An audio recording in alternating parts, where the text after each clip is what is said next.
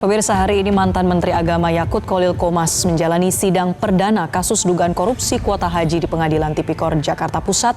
Agenda sidang adalah pembacaan dakwaan terkait dugaan penyimpangan pembagian tambahan 20.000 kuota haji yang disebut dibagi 50-50 antara haji reguler dan haji khusus.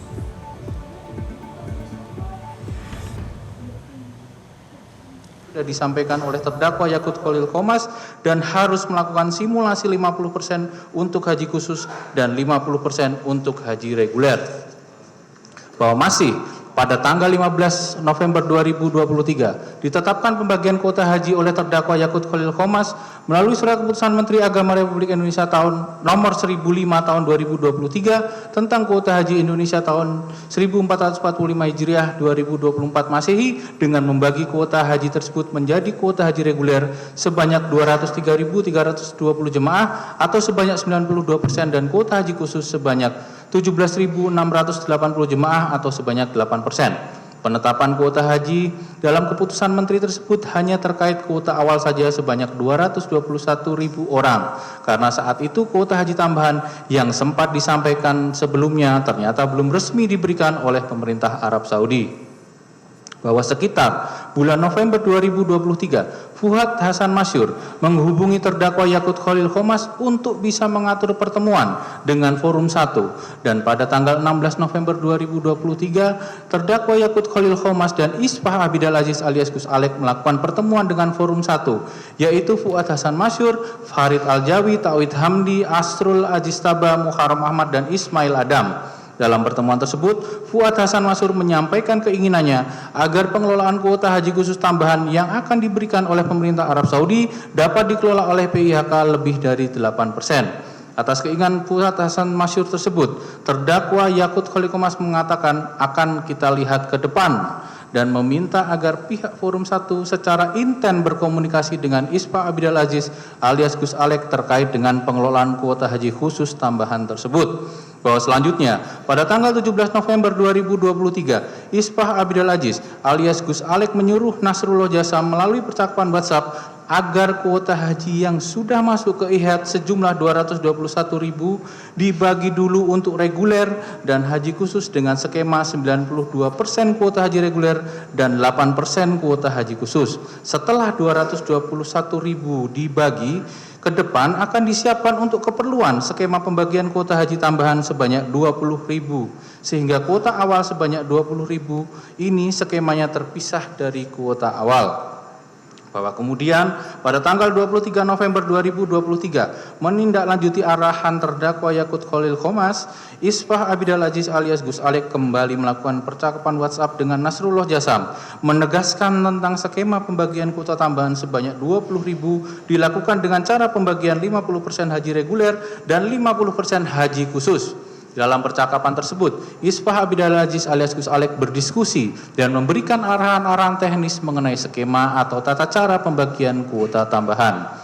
Bahwa pada tanggal 27 November 2023 dilaksanakan rapat kerja antara Komisi 8 DPR RI dengan Kementerian Agama Republik Indonesia yang menyimpulkan bahwa biaya penyelenggaraan ibadah haji tahun 1445 Hijriah atau 2024 Masehi senilai 8.299.599.296.567 rupiah dengan kuota haji Indonesia sebanyak 241.000 yang di dalamnya sudah termasuk 20.000 kuota tambahan yang akan diberikan oleh pemerintah Arab Saudi dialokasikan untuk jemaah haji reguler sebanyak 221.720 jemaah atau 92% dan jemaah haji khusus sebanyak 19.280 jemaah atau sebanyak 8%. Bahwa selanjutnya pada tanggal 28 November 2023, kuota haji tambahan tersebut telah masuk ke dalam sistem IHAD sehingga kuota haji Indonesia meningkat menjadi 241.000 jemaah dan kuota petugas haji juga mengalami kenaikan menjadi 4.421 petugas. Namun dalam sistem IHAD, kuota haji tersebut belum terbagi untuk reguler dan khusus.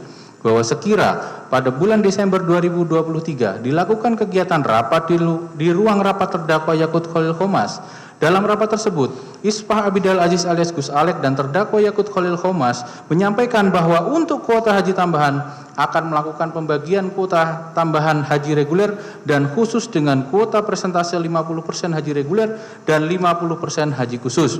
Atas penyampaian rencana pembagian kuota tambahan tersebut, Nur Arifin selaku Direktur Bina Haji Khusus menolak karena hal itu bertentangan dengan Undang-Undang Nomor 8 Tahun 2019 tentang penyelenggaraan ibadah haji dan umroh yang mengharuskan persentase kuota haji reguler 92% dan kuota haji khusus sebanyak 8%. Nur Arifin juga menyampaikan bahwa kuota tambahan haji merupakan bagian dari keseluruhan kuota haji, sehingga jika ada penambahan kuota tidak dapat dilakukan kebijakan terpisah. Bahwa pada tanggal 2 Desember 2023, Isfah Abidal Aziz alias Gus Alek mengirim pesan kepada Saiful Mujab selaku Direktur Pelayanan Haji Dalam Negeri untuk meminta membuat simulasi skema haji reguler dengan jumlah kuota tambahan untuk haji reguler sebanyak 50% atau 10.000 jemaah, padahal rapat kerja antara Komisi 8 DPR RI dan Kementerian Agama RI tanggal 27 November 2023 dengan agenda penetapan biaya penyelenggaraan ibadah haji atau BPIH tahun 1445 Hijrah atau 2024 Masehi telah menyepakati asumsi dasar biaya penyelenggaraan ibadah haji berdasarkan kuota haji tahun 1445 Hijrah atau 2024 Masehi senilai 8.249.299.296.567 rupiah dengan rincian kuota untuk jemaah haji reguler sebanyak 221.720 atau 90% dan jemaah haji khusus sebanyak 19.280 atau sebanyak 8%. Rincian tersebut sudah termasuk kuota haji tambahan. Bahwa pada tanggal 16 Desember 2020 Isfah Aziz Gus Alek melakukan percakapan WhatsApp dengan Nasrullah Jasam selaku staf teknis urusan haji di Jeddah membicarakan permintaan Isfah Abidal Aziz alias Gus Alek agar staf kantor urusan haji Indonesia menerjemahkan ke dalam bahasa Arab poin-poin pembicaraan dalam pertemuan yang akan dilaksanakan antara terdakwa Yakut Khalil Qomas selaku Menteri Agama dengan Menteri Haji Umroh Arab Saudi Dr. Taufik bin Fauzan Arabia tanggal 17 Desember 2023 di Jeddah, yang salah satu poinnya menunjukkan permintaan terdakwa Yakut Khalil Qomas terhadap kuota tambahan, penetapan alokasi 50% atau 10.000 untuk haji reguler dan 50% atau 10.000 untuk haji khusus, sehingga jumlah total jemaah haji reguler sejumlah 213.320 dan jemaah haji khusus sejumlah 27.680. Bahwa untuk mengakomodasi permintaan dari PIHK yang ingin mendapatkan kuota haji khusus lebih dari 8%, pada tanggal 17 Desember 2023, terdakwa Yakut Khalil Qomas melakukan pertemuan dengan pejabat eselon 2 dan 3 pada Direktorat Jenderal Penyelenggaraan Haji dan Umroh melalui Zoom meeting untuk membahas mengenai kuota tambahan yang belum terbagi untuk haji reguler dan haji khusus dalam sistem e-Hajj. Pada pertemuan tersebut, terdakwa Yakut Khalil Qomas menginstruksikan agar kuota haji tambahan sebanyak 20.000 jemaah dibagi menjadi 50% untuk jemaah haji reguler dan 50% untuk jemaah haji khusus. Untuk merealisasikan hal tersebut, selanjutnya terdakwa Yakut Khalil Qomas, Isfah Abidal Aziz alias Gus Alek, Hilman Latif, Subhan Khalid dan Nasrullah Jasam melakukan pertemuan dengan Menteri Haji dan Umroh Arab Saudi Dr. Taufik bin Fauzan Arabia di Arab Saudi. Dalam pertemuan tersebut, terdakwa Yakut Khalil Qomas menyampaikan permintaan pembagian untuk kuota tambahan sebesar 50% untuk haji reguler dan 50% untuk kuota. Dan pemirsa, kami masih terus menayangkan perkembangan situasi terkini berkenaan dengan sidang perdana ex-Menak Yakut kasus kuota haji. Sudah bergabung sama kami ada rekan Bianca Sumendap.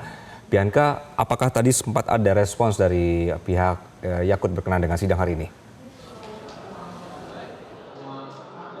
Ya, selamat siang Anggi dan Marcel serta pemirsa. Informasi yang dapat kami sampaikan bahwa tadi berdasarkan pantauan kami Yakut yang tiba tepatnya sekitar pukul 9:20 menit.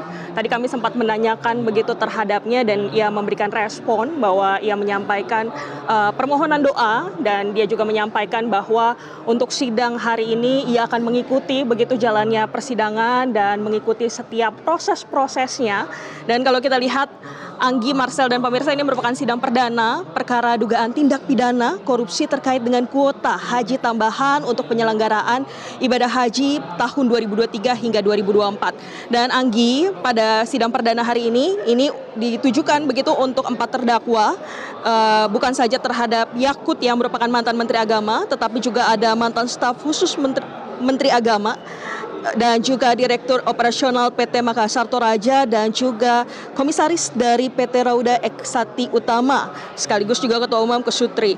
Dan dapat kami sampaikan, Anggi, Marcel, bahwa Jaksa Penuntut Umum ini akan menguraikan, begitu berdasarkan pantauan kami, saat ini tengah menguraikan secara utuh konstruksi perkara ini berdasarkan dengan hasil penyidikannya, dan apa peran masing-masing pihak yang diduga terlibat, bagaimana proses, serta mekanisme dan dugaan kerugian terhadap keuangan negara. Karena kalau kita lihat, Anggi, Marcel, tepatnya pada saat jalannya kasus ini, di mana Badan Pemeriksaan Keuangan sendiri menduga begitu kerugian negara diperkirakan sekitar 622 miliar rupiah. Oleh karena itu kita akan lihat bersama apakah nominal ini akan bertambah atau seperti apa begitu, Anggi, pada saat persidangan perdana hari ini.